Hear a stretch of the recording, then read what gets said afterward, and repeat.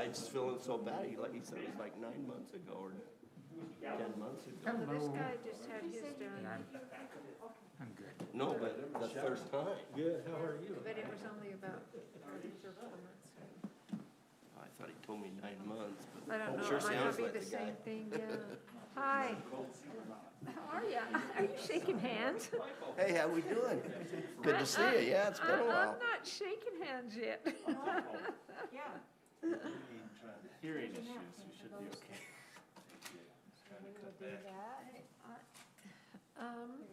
Where is Steve? Steve, will you say do the pledge tonight?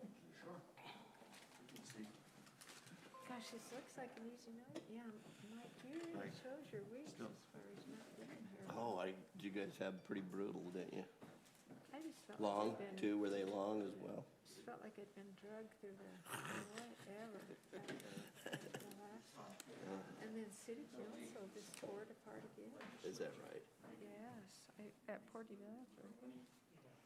Well, I think let's see, Renee will not be here tonight. So we are missing, no, she will not be here. So we're missing Scott then, but we'll see if he comes. Okay, Renee's traveling, so. Well, we'd like to welcome you to our Planning Commission meeting this evening. This is Planning Commission meeting for April 27th, 2021. And this meeting is being recorded. We're going to begin our meeting this evening with an opening prayer from Commissioner Marchbanks. We're glad to have him back with us.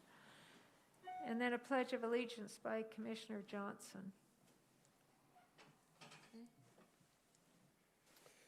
Our Father in heaven, we come before thee at the beginning of this Planning Commission meeting. Father in heaven, we give thee thanks for our many blessings. We thank thee for this free country that we live in and pray that thou would bless and watch over our military men wherever they serve. And we thank thee for all blessings and pray that we'll be able to be about the business of Lindon City this evening and do it in accordance with the ordinances and laws that we have. Again, we thank thee and say these things humbly in Jesus' name. Amen. Please rise. Repeat the pledge. I pledge allegiance to the flag of the United States of America and to the republic for which it stands, one nation, under God, indivisible, with liberty and justice for all. Thank you.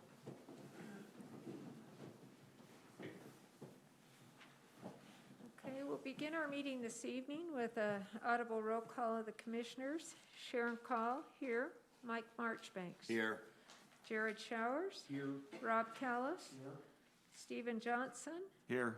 And Scott Johnson hasn't joined us yet. Renee Tribe will not be here this evening. Okay. And we've received the minutes ahead of time for April 8th, 2021. Had a chance to review those. Do commissioners have any corrections or additions to those minutes? The only correction I have, I've given to Kathy, just a correction on a couple citizens' names, just spelling and. Okay. Other than that, anyone else have corrections? Okay. Do I have a motion for approval? I'll make that motion. Go ahead. I'll make that motion. Okay, I have a motion. Do I have a I'll second? second. Okay. Motion and a second. All in favor? Aye. Aye. Any opposed? Okay, the voting is unanimous, and thank you to Kathy for doing a terrific job on the minutes always. Especially these last few meetings have been difficult to put those together. So appreciate you greatly. Item 3, this is a time for public comment. This would be for any items not already on the agenda for this evening. Okay, item number 4, this is for an alteration of a non-conforming use. And this is with Chris Olson. Is that you, sir? Yes. If you'd like to come up. and that's at 688 West, 200 South. And our presenting staff is Anders Bake. And we'll let you go ahead. Thank you. So this application is alter an existing non-conforming use. So the home at 688 West, 200 South, it doesn't meet the current single-family home setback requirements for a residential property in the R120 zone. The requirements are that a home be 30 feet from the front property line, 30 feet from a back property line, and then 10 feet from the side property lines. And the existing home, it's about 12 feet from the front property line and 4.5 feet from the west side property line. And so that's why it's considered legal non-conforming. So the applicant, he would like to do an addition to the home, and the city code references altering a non-conforming use in section 17.16, and it talks about the requirements for doing an alteration of a non-conforming use.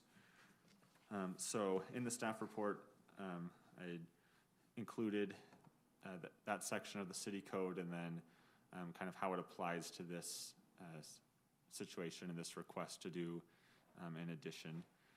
And I'll go through some of those points. So in the purpose of and intent heading section of 17.16, it states, the city council declares that non-conforming buildings, structures, and uses are generally incompatible with permitted uses, conditional uses, and conforming building and structures in the zones involved.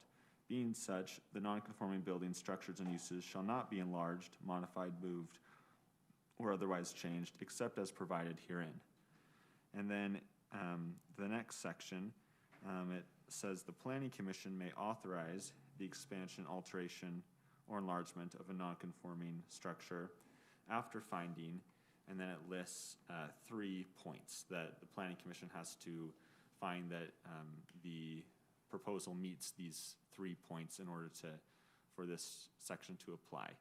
And so the first A is that the expansion of the non-conforming building will to a reasonable extent bring the property as close as reasonably possible to conformance with requirements and regulations of the zone in which the nonconformity is located. And B, the proposed change does not impose any unreasonable burden upon the lands located in the vicinity of the nonconforming use or structure, or violate the development policies adopted in the Lindon City Master Plan. And C, the building will be brought into compliance where possible with design and architectural standards of the zone where proposed. So this is a site plan that was included in the applicant's plans that shows the existing home on the west side of the property, and then the addition that will be kind of to the northeast of the existing home. And so that addition, the addition does meet current setback requirements. It's about 17 feet from the west side property line and 34.8 feet from the front property line. And then it's meeting the other side and rear property line setbacks. So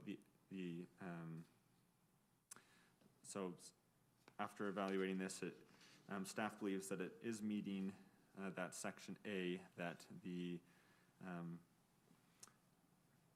addition will will bring as close as reasonably possible to conformance with requirements and regulations of the zone in which the nonconformity is located. And then we believe that it is meeting the requirement that it not, in section B, that it not impose an unreasonable burden, that it complies with the Lindon City Master Plan, and see that it will be able to meet design and architectural standards. Another thing to note is that the existing property line, the front property line, is about 22 feet from the back of the sidewalk. And it appears that most of the properties along that north side of 200 South have a front property line that's about 10 feet from the property, or from the back of sidewalk. It looks like that was probably done to anticipate a future expansion of 200 South. So the building, just to make sure I'm saying that right, the building is 12 feet from the property line, but about 22 feet from the back of sidewalk. And then the requirement is 30 feet, the current requirement. And then the addition, the proposed addition would be about 34 feet from the front. So, yeah, does the Planning Commission have any questions for me or the applicant? I guess, sorry, I should go through the motion, so I'll do that before your questions. So the motion is I move to approve the applicant's request. I'll go to that.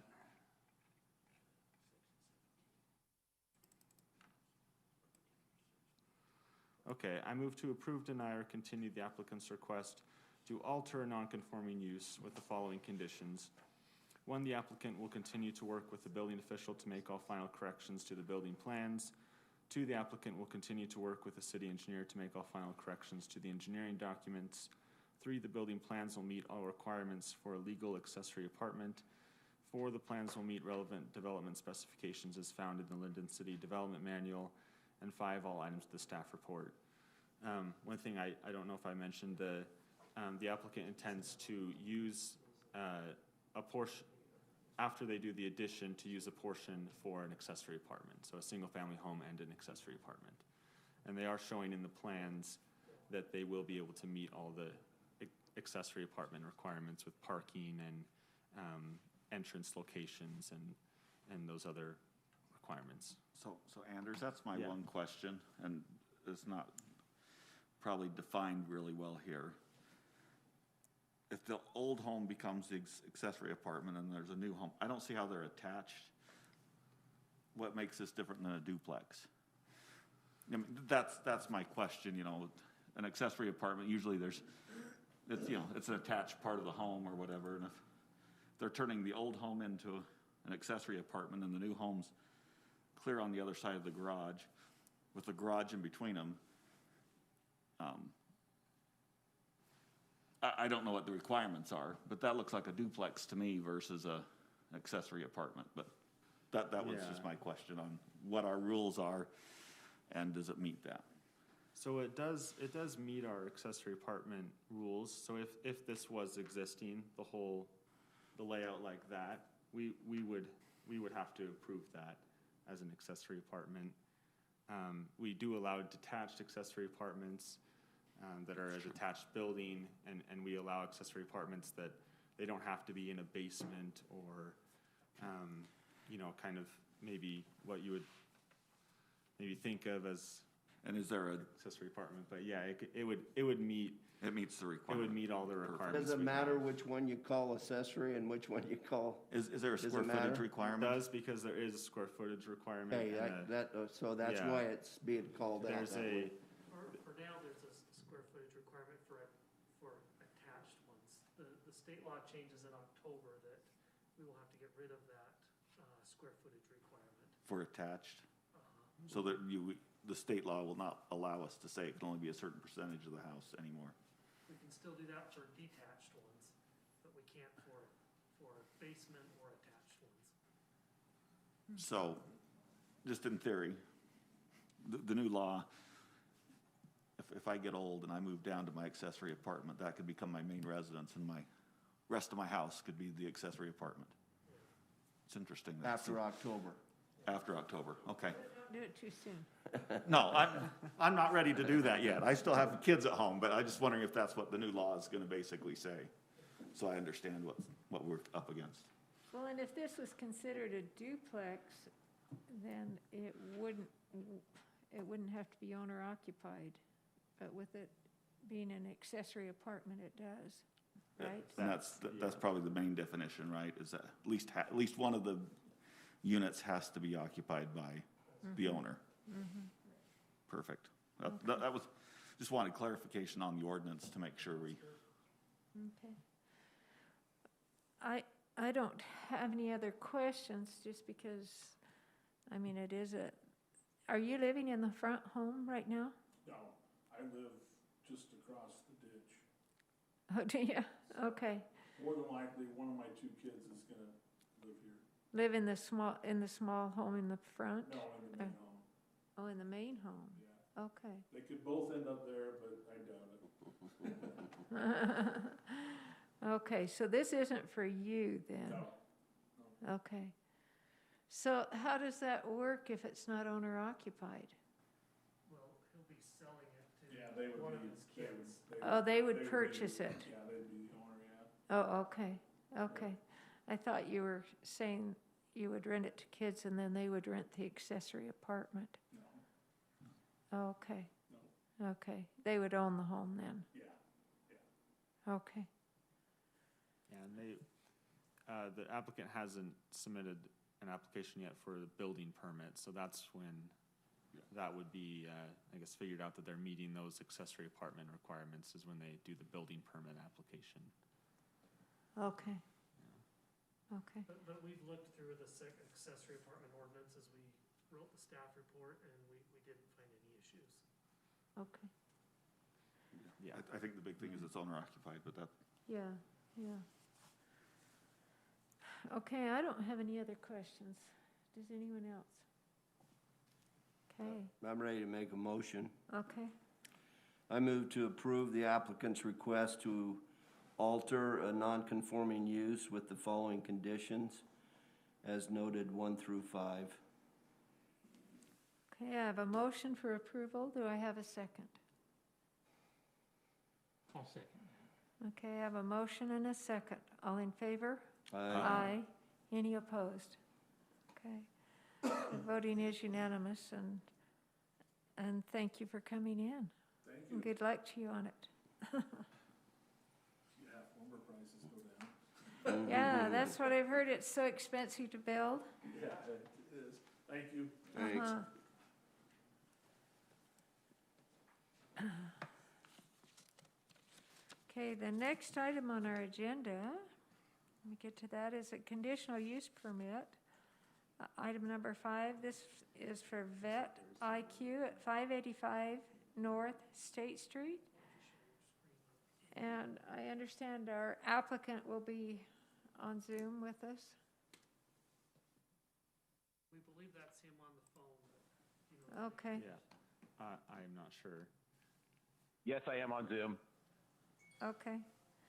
And Anders Bake is our presenting staff, so I'll let you go ahead. Yeah, so this. Yes, my name's Ryan. Thank you, yeah. So Ryan's our applicant, and the application's for a conditional use permit to operate a vet IQ. It's a walk-in veterinarian clinic at 585 North State Street. It's located within the Walmart building, one of the commercial tenants' spaces that they have there. And so to operate a veterinarian clinic in our standard land use table, it lists that as a conditional use permit in the general commercial zone. And so the applicant's required to get a conditional use permit from the Planning Commission for that use.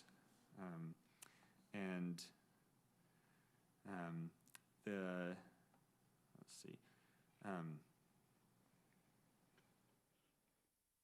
So the space that would be used for the business, it's about 550 square feet, and it would just be used for walk-in services.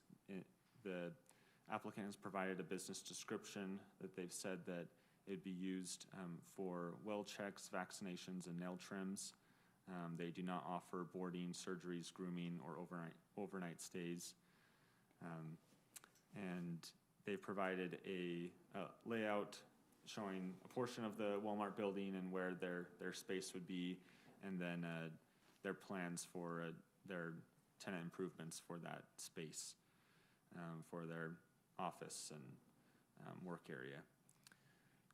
And then they've also provided owner consent. So staff feels that this application should meet all the requirements for a conditional use permit in the general commercial zone, and that it shouldn't have any negative impacts on any surrounding properties or surrounding uses within the building.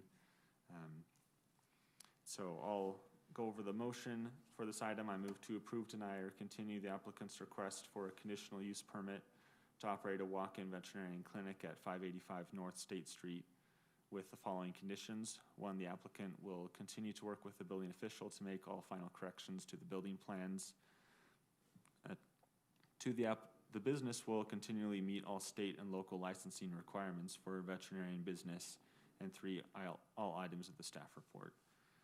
So does the Planning Commission have any questions for me or the applicant?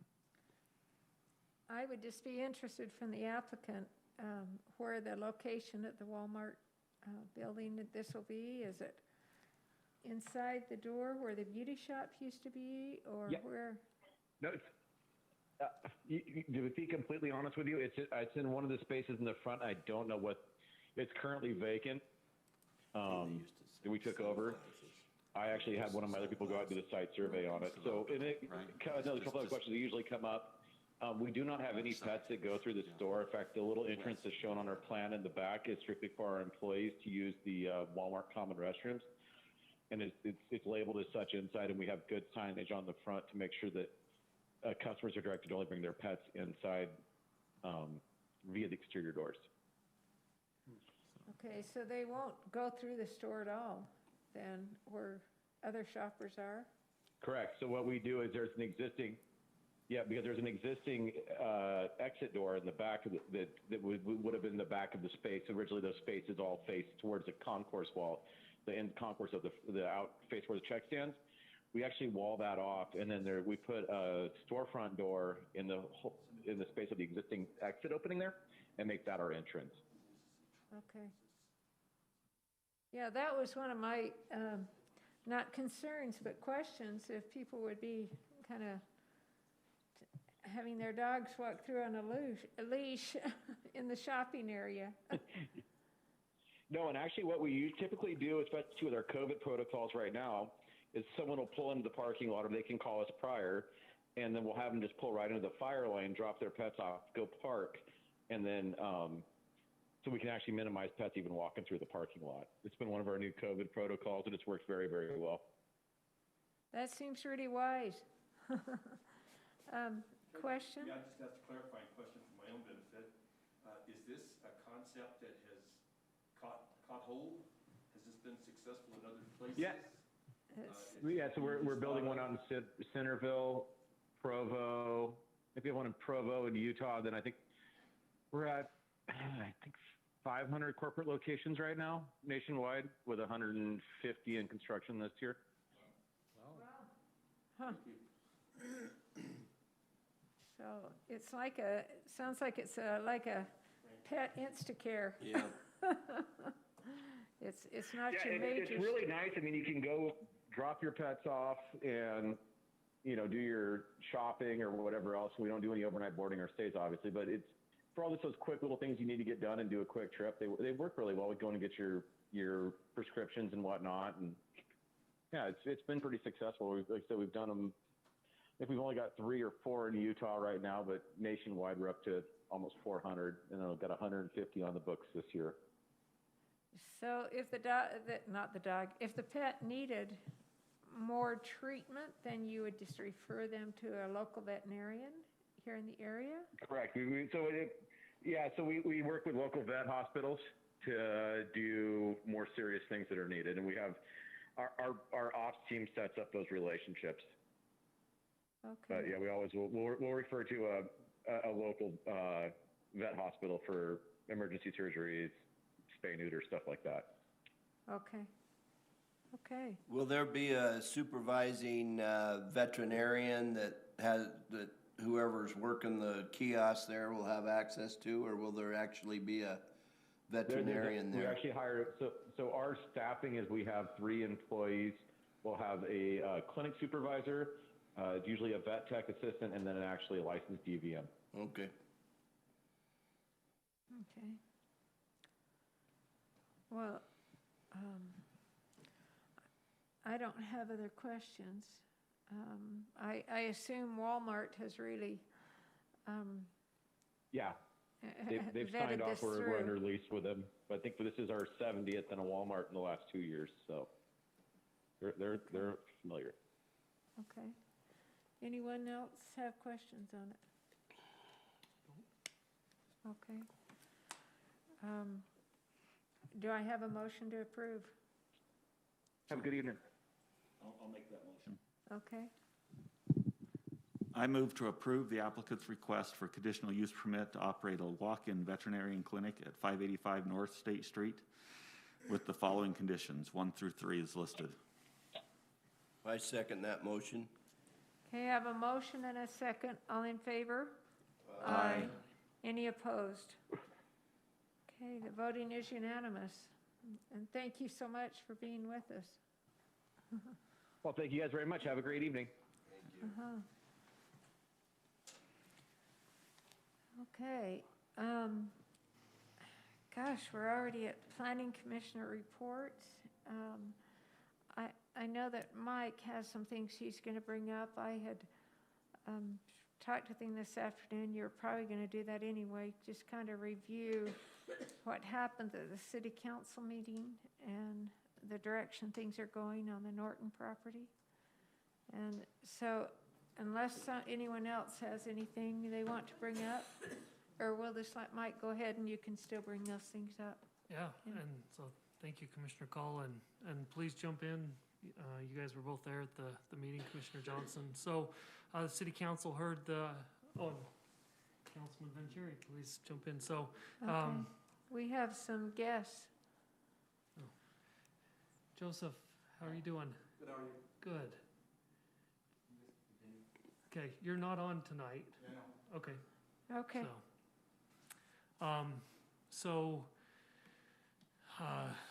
The item with the zone change on the Norton property, it was continued by the city council. They took a number of comments. It was nearly denied. At least there was a motion. I guess it wasn't nearly denied, Yeah, it was a motion. but it was a motion to deny, and it failed on a 2-2 vote, and so then it was re-voted on and continued. And so the city council is going to hold a meeting on next Monday, just a discussion item with the developer. There will be no action taken,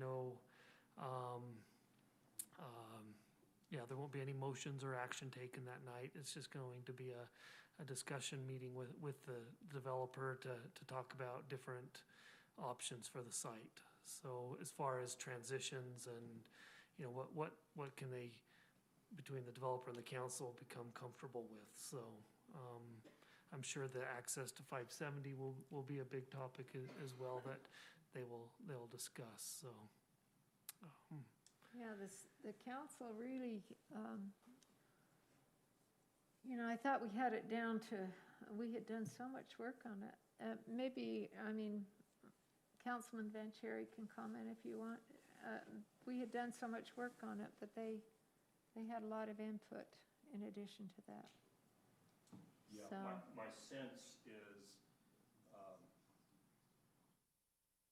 Van made the motion to deny, and I'm not really sure was what he really wanted to do. I think he was just a little frustrated with all the back and forth, give and take. Randy was pretty much in his corner. In my mind, and I think in Carolyn's mind also, really the issues are almost resolved as far as I can see. Steve, maybe you can chime in too, but the 570 is the issue. And someone got the idea that they were gonna go back to the Alpine School District and see if they could have a straight shot from State Street over to Locust instead of having, 500, have to do a little juke and jive.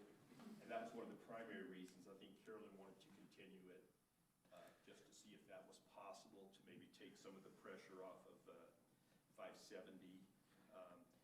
The other issue seems to be the buffering between where 570 ends, even though there's what I think now 4 single family, or 2, I can't remember, however many single family residences that make that buffer.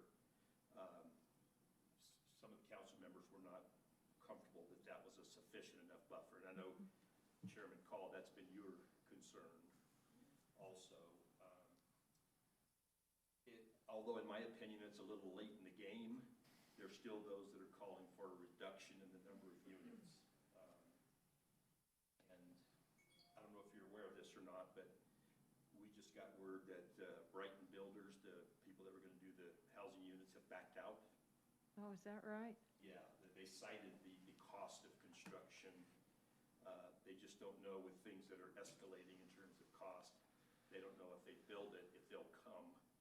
Because, with the escalation in materials and so forth, comes an escalation in cost also for the units. And I think they were a bit concerned, the way I understood it, is if they could actually sell the units for what they would have to sell them, given the cost of construction and so forth today. So as far as I know, they're probably going to be looking for another. Wow. And the big issue too, and I think we got this resolved. The big issue is she continues to claim, and we believe her, that she's got several commercial projects on the board. 1 or 2 are national tenants, and understandably, she's not. We keep saying, "Well, can you tell us?" And she says, "Well, no, I'm not going to tell you until I'm sure that we have a bird in the hand, and wouldn't be fair to them." Lowbrook Sales actually is going to separate themselves from the developer and apply for their own zone change or ordinance change, or whatever it might be. And that's a good thing. And that's a good thing. I believe that to be a good thing.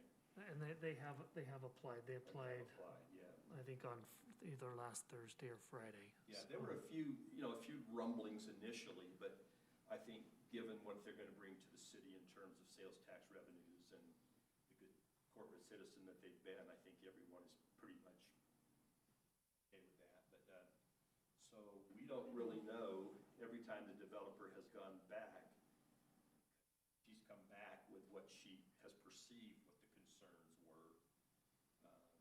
But I think that's the purpose of our meeting coming up, is to hopefully leave her with no doubt, because I think it's been very frustrating to her and to some of our, some of the council members. Although there are those who say probably wasn't a wise decision for them to go ahead and buy the land prior to getting this development on the slate, but that can be debated also. But so I think that's kind of where we are. Again, I'm just speculating, but I don't really believe anyone necessarily wants to shut it down. I think they just want to see that those final little tweakings, if you will. It seemed like just several of the comments that were made, though, and I can't remember who made those, that they felt like that, if it was Randy or Van, that they felt like it was just too impactful for that area. And I would agree. That's what I got out of the meeting, is that both Van and Randy were very concerned, as I have been with my no votes and stuff, of the impact on the existing neighborhood. And I don't know. I mean, that's the problem, is I've wrestled with that. I don't know how to change that. Sure. I don't know how to change the impact.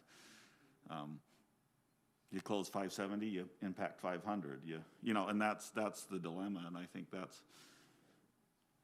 I know this is not, in my opinion, it's not necessarily a valid reason, but I way far down the road with the developer at this point. You guys made a recommendation for approval with a few modifications. That, you know, at this late hour, you know, it seems interesting to me that now all of a sudden we're talking about denying it, but again, Well, you stranger things have happened. yeah, and, That's why we elect them, is to make yeah, those that's why you're decisions. the elected officials. I think, We did our best on it. I think one thing they saw and that I saw that if there was a frustration was that, you know, as a body, we recommended that they increase the buffer Right, and that they possibly reduce the density to have more open space. And all they did was shift stuff around and shove actually it over. reduce the buffer. And, you know, I think the city council saw that and was frustrated maybe that what we recommended wasn't. That was my frustration, is the buffer became 5,000 square foot lots on those 4 homes, rather than the bigger lots and maybe Yeah. even expanding that one or whatever. what it was, and maybe getting rid of a couple of units to create the open space and keep the buffer. You know, and it's just me. I mean, if I was reading the tea leaves, I thought Randy and Van were pretty far away from, I mean, at least my opinion was that, you know, there'd have to be some major changes, but they could change their mind too. But that's the way I felt. And that Carolyn was scrambling to find compromise. It's interesting, I don't know if you remember, but we suggested the Alpine School District property. Do you remember that? So we checked on that, and we reached out to I'm sure- Alpine School District, and they said they have no intention. It bifurcates their property, you know, and there's probably not sufficient room on the north side of that building, and so they're not interested. I think we all knew that was probably going to be the result, but still, you know, there are those who felt it was certainly worth reaching out and saying that we at least attempted to get that compromise. So was there any feeling that if the is it 570? 570 was made a cul-de-sac, that the project would be okay then? Well, they were talking about there's several variations of it, a roundabout. Yeah, I mean, I know Randy, and I can't remember if Van did, referenced way back, the very first plan, the cul-de-sac with the 4 lots. I think they mentioned that. I think that exhibit was pointed out by the council a number of times, basically saying, you know, there is a way to do it. I don't think the council, though, has heard the wrath of 500 as much as maybe we listened to them, right? You know, that, well, then that dumps everybody onto 500. Like I said, I have my own feelings, so I read it the way I thought, right? Because of, and my reading would be that I think Van and Randy are a long ways away from saying that would be approval. That was my feeling too. Yeah, That- yeah, that and it I was not trying to suggest they weren't, I'm thinking that That it would, if more evidence or more compromise was reached, but yeah, they're pretty adamant. they were pretty adamant, and I think, We were all a little bit surprised when Van said basically, I've got an alternate motion, and then he says, I moved to deny. I move that we deny it, and we all kind of went, And I think, I know Van really well, I like Van. I think he wants to send a message which, you know, way back I tried to send to him when we first talked about it, when I said this would be a denial if we didn't continue it, you know, in our very first continuance. And I think that's what Van was trying to say is, this isn't a little tweak, there's fundamental flaws with the program, with the proposal. That's how I read what Van was saying, is that there's just too much impact to the surrounding. Well, it'll be interesting what they kind of work through on this work session. And Yeah. I asked Mike, I said, is that an open meeting? And he said, yes. So, I mean, if any of you want to listen in on that, you could. Is it separate, or is it just part of the? Just at the end. At the end. It's just a discussion item at the end. Now, Okay. I could be wrong, but, I'm sorry, I didn't hear what. you know, the item will be at the end. Yes, that was but- their plan, but was to be at the I end, don't know right. if they plan on taking public comment because they've taken so much already. This is more I of a don't- discussion. yeah. I'm sure if someone shows up, they'll listen to them because our council's very good about that. But Yeah. the intent is to have a discussion with the developer and the applicant, or then the council. That was my belief too, that we weren't gonna necessarily open it up. And just a question on process then, because I'm sure I'll get these questions, is will then the plan be that a proposal will come back and at that point, public input again? So we have this work session, right? And they come up with an idea, right? And then they have to go put it on paper. Yeah. And at that point, is it gonna be a public meeting again, or is it, Yes, Yeah, the certainly will mayor's come up. back to us okay, a plan based on what we've discussed, and at that point, it would be a public. The Okay. mayor likes to open those up and Oh, make sure okay. everybody's heard. I wonder if they've lost their builder, if they'd be ready to really start doing new hard engineering for something different without a buyer in, Yeah. and, That might change the game. and I guess that's another question I've always had.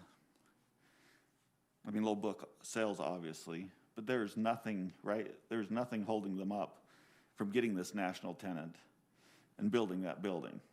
no. No, it's zone commercial, they can I do mean, it so, anytime. so all that, I mean, unless somehow this national tenant is saying we're only gonna build if we get 72 homes here, which to me I doubt it. seems illogical. Right. Yeah. That- It hasn't been made clear by her either. In my mind, it hasn't. You know, and I think that's something maybe, you know, Where I've missed the last couple of meetings, when we talk her or she, It's who, Amy Amy. Johnson. oh, she's still involved Yeah. in, huh? Yeah. That's Okay. still her. Yeah, the company she works for owns the Okay. property. They're, okay. so, because to me, you know, if they do have these commercial tenants that are banging at the door, right? Well, if you build that, then all of a sudden the requirement's gone and that's already satisfied. You know, so Well, she may need the residential to help offset some of the The- costs yeah, for she the might need that, commercial. Yeah. I think that's the thing. But the protocol, again, this work meeting, work session next Monday, let's say they work out details, it still has to go back to the city council. Oh, absolutely. Yeah, It'll be an agenda item, and then at that point, we'll have a public comments on it. How much else is on their agenda? I mean, I know we received that, but There's some budget stuff. The agenda won't come out till tomorrow, so I don't know you exactly. I don't know have there's any some- idea, what, like, No. at 8 o'clock? or- Yeah, I mean, we're telling Amy to show up at 6:30. okay, yeah. So, okay. Yeah, and like I said, that meeting is an open meeting, so anyone that wants to listen in on that. Well, it's hard to generalize, but, you know, Steve, again, you can weigh in on this if you choose, but it's hard to generalize, but it seemed that there were quite a few relative to people who were here who were for 570 going through. Even some of the neighbors, I mean, their thought was, It just depends on who you talk yeah, to. exactly. well, and I think that's the problem is if you look at sheer numbers, there's more people that don't live on 570 than That's do right. live on 570. And so, but then I think, at least my feeling of the council was they're like, but how do we mitigate that impact, right? I mean, how do we try to do something? And, you know, I've heard all sorts of ideas, you know, from dividing the thing up, all the things we've talked about, right? We debated this ad nauseum, so. And Randy wants everything to go onto State Street. Which I reviewed that with UDOT today, and you have to have 2 accesses to the development, and there's not enough spacing between accesses to have 2 accesses onto State So Street. that's not possible even. No. Okay. So you gotta Okay. have 2, if it's a private access, you have to have 200 feet between private accesses.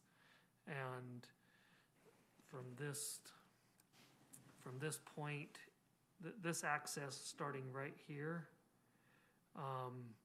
to where Lowbook is gonna buy 400 feet, you know, this is 400 feet back. You only have like 384 feet. So you don't, actually, sorry, you've got 420 feet from this access here to wherever Lowbook starts.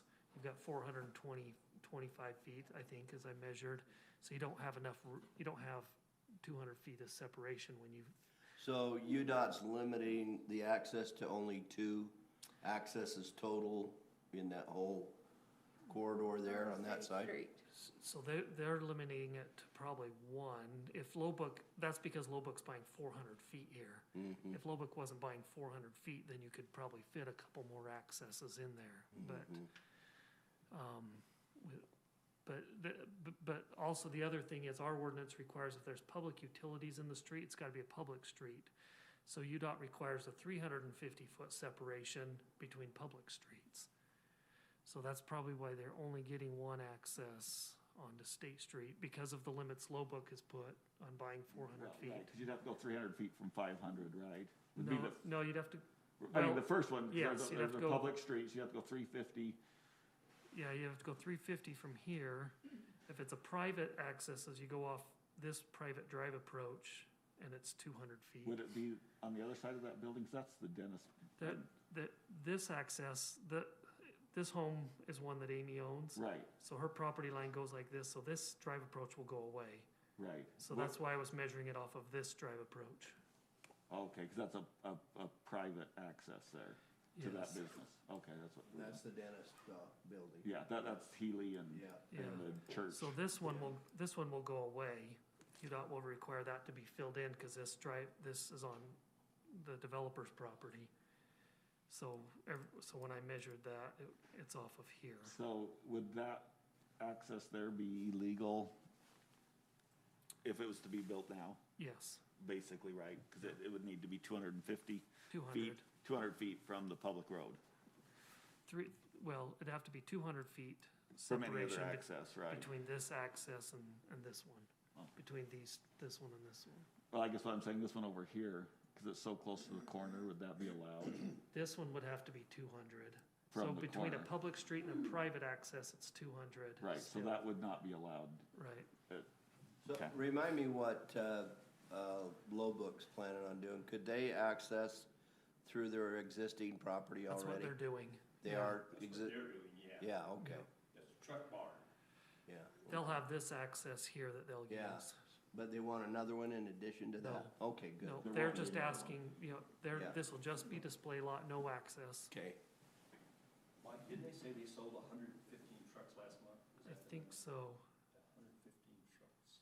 My husband loves their trucks. He's eyeing them like crazy. So with it being a public road that they're putting in, there's really only the one option. Which then makes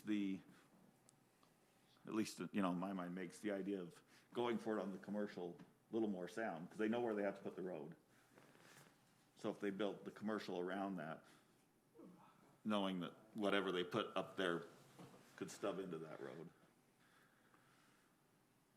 Whether it be more commercial or whether it be residential eventually. Yeah, again, we don't know their pro forma, so they, Right, I'm just saying, it's not it goes one way, right? You can't have the residential without the commercial, but you can definitely have the commercial without the residential as long as they can make it work, yeah. as far as the city goes. I know UDOT was wanting that access directly across from this road. So it, probably can't move a whole lot from where they're proposing Right, it. but- now, help me, so, okay. So we don't have a site plan yet, but on the Lindon Nursery, they were gonna have 2, They have to, yes. and so they come 350 from 350 feet from 550?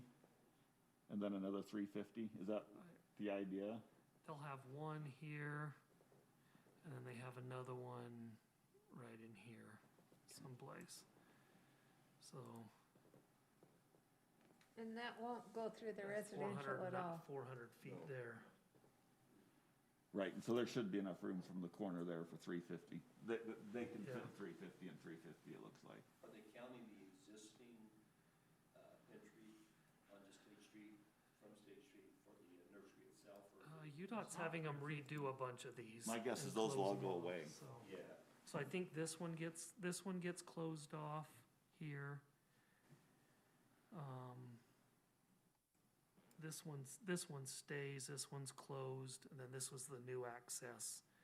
And I'm not sure about if they're grandfathering that one or not. I don't know what UDOT's doing on that one yet. When do we see the site plan on the Lindon Nursery? We've been meeting with them. It hasn't changed a whole lot, but they're close.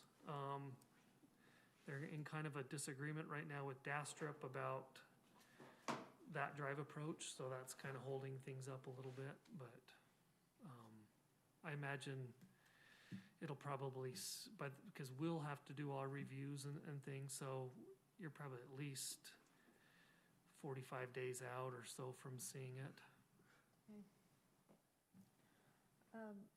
And anything on the temple? No, Just, you said maybe about the end of May. that's what they but- told us, the end of April, but haven't seen a application yet. Because I noticed they've taken down several homes Yeah, up there, yeah. Yeah. And you see surveyors and people out there a lot. yeah, I'm sure they're doing lots of testing with groundwater and seismic and everything, so. Yeah, yeah, okay. I don't have anything else. Do any of you have? Just a question, is there a way for them to start and even complete the development and not connect 570, but not put anything in the way that would prevent connection to that in the future when certain conditions are met? I mean, part of my reasoning of wanting to open up 570 is for future use. I mean, if you have the bus line coming through the middle of State Street, it becomes difficult for people to, get on State Street and turn left. 570 sort of alleviates that. So in other words, in the future, when certain conditions are met, where it becomes much more important to open 570, could that be done at a future date?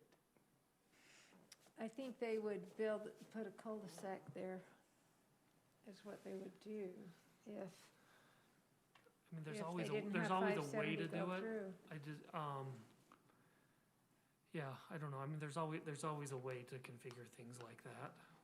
Because we don't know, everybody's speculating what traffic patterns are gonna be and how busy bad it's gonna be on 500 and how bad it's gonna be to be able to turn left. We don't know that until the development's in. Yeah, And as long as they don't put a structure there that would block 570 from connecting in the future, and even putting in some of the infrastructure that may need to go underground to stub that, could it be done at a future date, I guess is what I'm Yeah. saying, if the city feels like it becomes more necessary. yeah, I guess, do you just pull the Band-Aid off right now? Or do you kick these meetings down the road 5 years and go through them again when it's time to connect, so. I don't know. So, yeah, I don't know, yes, there's always a way to I to do agree those with that things. statement, I don't wanna kick it down the road, but if it's somewhat of a compromise for current residents, who then could have, a few years to decide whether they wanna stay in the neighborhood or not. No, that's a good point. We don't need to have a compromise from the neighborhood to move forward, I'm just saying if the city felt like they wanted to have some kind Yeah. of consensus on that particular issue, maybe you could kick that can down the road. Yeah, We certainly could. I think that 570 is, of course, the master plan to go through. That's part of the. For now, it could be green space, buffer space, just sitting there for future connection. But wouldn't it still require a change to the master plan for them not to put that road through when they develop that property? So I think that's one of the problems. We'd have to change the master plan to say it doesn't go through. I think it could Would still be they? on your master plan. It's still on the master plan. True, but, Just whenever we reach these certain conditions, then it needs to be put through. yeah. Good, yeah, that's a good point to That's a good consider. point. But we'd have to change the master plan though, yeah, you know the procedure better than I do. But like I said, I just don't think 570 to me, that was one of the many issues. I don't think closing or opening 570 I don't think. solves that the was problem. Yeah, I don't think that was what. It's this, it's this unique property in the middle of a bunch of residential that's gonna outlet into into one of them somewhat. Just, that's what's gonna be required. Yeah, well, I think the developer will have some additional site plans for the council to review as well, so, you know, I think it'll be a good discussion, so. It's interesting, last night on the news, they had, did you Seen see it, that? yeah. Orem? Yeah, Orem on 1600 North and 400 West, and a big development there, developers trying to put in place, and it's the same thing, you know, the residents, you know, the parking, the density, the traffic, the impact, you know, all those things, you know. I said, yeah, those are almost a repeat of what our residents are concerned about, you know. Except for they're getting a 5-story building. I know. On a 3/4 acre lot. Yeah, Yeah, that right. is, yeah, that's But I do think, Where's that at? Right back in Quick Quack. yeah, Oh, what do you do? The Orem one, is that what you're asking? Yeah, the Orem. Yeah, that was back on in the Quick news. Quack. Huh, I didn't Which see in that. their plan, it only goes to planning commission, it doesn't even go to city council council. or anything. yeah. Yeah. You know, I just think, you know, we have these elected officials Is it on the north side? who ran on small lots. You know, I think that's one of their big things, is that's their platform, and that's what they were elected on. So I think they really feel at least that, like I said, that's my take in talking with Van, is there's this obligation to try to maintain that, right? That's what they were elected to do. Well, I'm gonna let you elected officials decide what you wanna do. We raked it through and tore it apart and did the best we could do. And made a lot of changes to it from what it was originally. So, I mean, the first time when it came in, you know, it was all the low-income housing, you know, and just a jillion units packed in there, if you remember. And so it's come a long ways from that, and now we're gonna let you decide what you wanna do. We made our recommendations, and now you guys can take it. Yep. So, I don't have anything else for this evening. Does anyone else? Mike, you were just I don't know if anything, you were gonna ask about sidewalks and stuff that I brought up last time, that some meeting about, asked us about the sidewalks across and about sidewalks to the school. And you said, was it the community development meeting or something that where you were gonna bring up possibly that question? Apologize, I don't remember. You know, first I asked, you know, right across the street, the home that was built right across the street from mine, they're not putting in curb gutter and sidewalk. And then I just said, as part of that, why isn't there some type of movement? You know, if we're gonna do all this on Center Street for the temple, why, once again, I'm saying, why isn't there something done for our kids so they can walk to school? I mean, we have Locust Avenue, 400 North, Center Street. Is there a home there before that was torn down? The one across from you? Oh, Well, there is one along there, though, that was torn down, and then they built the other one. no, the old house is still there and being rented, and they built Oh, next to it okay. on an empty Okay. lot. Yeah, I'm not sure why curb and gutter wasn't put in right there. And like I said, when I talked to the builder originally, he said the city was talking about, well, we've got some bonds, like the Storstads have bonded for theirs. Why, you know, let's just complete that section. That would at least get us all the way down, almost all the way down to 400 with sidewalk. Yeah, apologize, I don't know, I'd be glad to have Noah, our city engineer, Yeah, come talk. if you could just, and maybe if there's any plans of trying to get grants or whatever for safety for our kids. And we did in get that. one this year, but I'd have to ask where that money's going to. I can't remember. They did get a Safe Routes to School grant for sidewalk this year, but I don't remember the location. Because that's a big area. And if any housing goes in here, that's gonna, once again, increase the amount of foot traffic that should be going to the school. And instead what it does is it increases traffic. Because there's not a safe way. I mean, kids just don't walk. There's just not a safe way to walk. My quick question for you, the house that's going in, they're bringing in just tons of dirt. Yeah. House going in will 400. That's a mess over South- there. The northeast corner, That's a going disaster. in there, are we requiring them to do Well, sidewalk? I've seen curb it, and but gutter? then I really Yes. noticed it. But they're only doing it. For 2 lots at the yeah, top. They're only doing it right here. No, they're only gonna build. They're gonna bring in 2 homes. Yeah, they've got dirt from Locust up, though. The problem is I talked to them this week and, oh, was it 4 months ago? They told me when they were getting ready to put a down payment on their homes, I think they were getting them for 145. I think these are manufactured homes, and I believe they told me they went this week to confirm everything, and it was up to 245. So they're gonna, sounds like they're going to put in the site improvements and get the 2 lots ready, and then hopefully prices start going down on those was their hope, and then they'd be purchasing their homes Did you talk to them on location or in your office? on the phone. Down in St. Is it George. the old family that's always owned that's doing it, or? Yeah, there's their daughter, they gave 2 lots to the daughters. It sure is an eyesore right now, not only all the dirt all over, but the residence itself. And the vehicles and the trailers? And, I mean, at what point is it a I haven't heard that it's happening here, but down in St. nuisance George, type we thing? were down there last weekend. There are developers, housing developers that are giving the contracts back to the buyers and saying, we can't honor the contract because of the rising I've heard that costs." too, Yeah. yeah.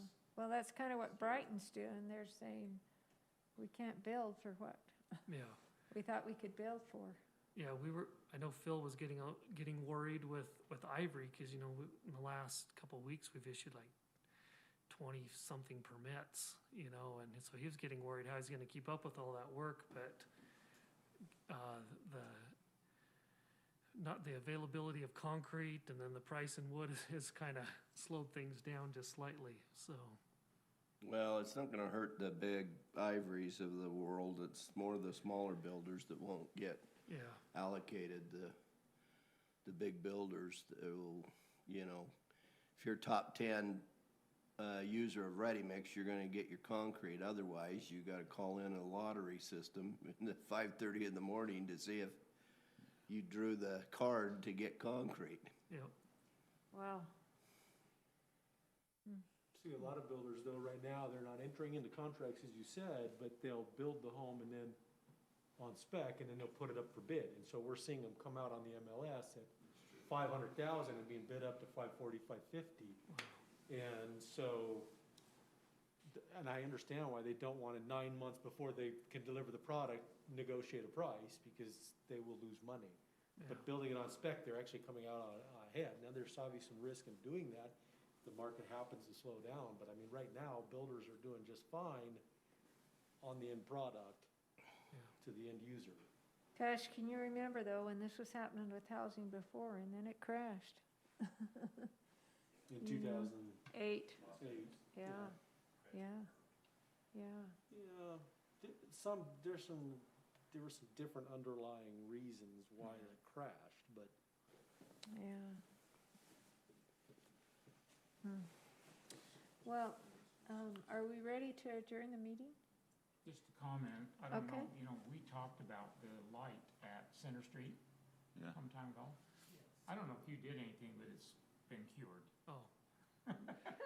No, our last UDOT meeting got canceled, so I was not able to address it with Somebody else them. has seen the problem and they cured it. Okay, good. they were probably logged into our YouTube video of our meeting and. Now it's not a problem anymore, huh, Rob? Oh my gosh, it's not, you pull up there and within 15 seconds, it's changed. Good. Beautiful. Maybe just a good rainstorm cleaned the sensor. Rob, is it premature to share, I saw the article where you guys are 93% full or soon to be full. Is it premature to share, I think you said some national tenants were coming in, is that what I You've understand? got a bunch of new Well, ones, don't you? they listed 10 new tenants, Yeah, you I know how saw that. articles are. I mean, a lot of those Yeah. tenants are You want to get straight scoop? still coming. I mean, they're not all national tenants, but, you know, Dillard's, of course, is under construction, and they'll start, or they'll open in March of next year, Oh, okay. and, you know, Sephora's open, and Bath and Body Works has expanded, and so we're seeing a pretty hot market right now. in Yeah, you commercial. are. Yeah. But our residential is 97% occupied, and it'll never be 100. I mean, there's always turnover. But, we're gonna build another 100 and, well, it's about 200 units this Oh, my fall goodness. That poor area. on site. Well, it's, you know, it's kind of, we're doing it a little bit different. We're making it downtown. We're not spreading it into the residential areas. It's a downtown zone. And, the neighbors are pretty happy with what it is, quite frankly. Are they? Mhm. Oh, good. Well, I think where it's at, they expect that. Yeah, they expect that. You know, you're in an area where, You see, none of the traffic's going through neighborhoods or anything like that. Right. It's all on site. So, That's good. right, 'cause you have all those busy roads that they just dump out onto. And yeah, on the major arteries. It's your whole different university mall now, isn't it? Wow. It's University Place. Yeah, yeah. You've really brought it a long ways, Yeah, Rob. That's long ways. amazing. yeah. Single-handedly. This Yeah. guy has done it. All by himself. Don't think that. He's swinging hammers, he's working tractors. He's the king. Well, before we adjourn the meeting, we do have some guests here. Is there anything that we could help you with this evening? Oh, okay. So you just wanted to work with him then? Okay. All right. Well, then let's go ahead and adjourn the meeting then. I'll make a motion to adjourn our meeting. Okay, I have a motion. Do I have a second? My second, the motion. Okay. Motion and a second. All in favor? Aye. Any opposed? Okay, the voting is unanimous. Gosh, it's 7:05. That is amazing. And thanks for being here, Councilman Vanchery. Let's see, when are our dates in May?